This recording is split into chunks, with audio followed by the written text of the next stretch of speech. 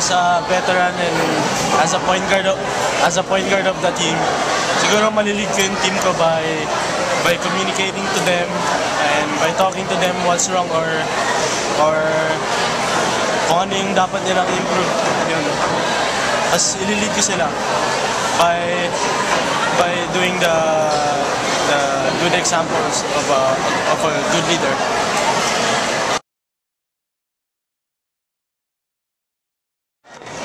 Nababalance ko yung studies ko tsaka yung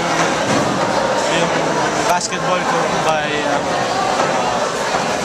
balancing my time. Pag-practice, pag kailan pumasok, papasok. And sometimes may free time, nag-model din ako para extra income.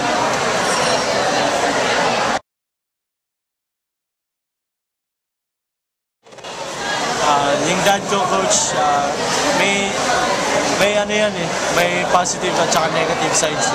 Yung positive, minsan, after the game, may mga mali ka, tinuturuan ka. Pag may free time, pinapasa ka, pag may shooting. Tapos, negative lang pag, syempre, sa bahay, lagi kang magsasabihan, sermon. Tapos, yun naman, pero masaya naman pag may dad ka na coach, matututo ka rin sa akin.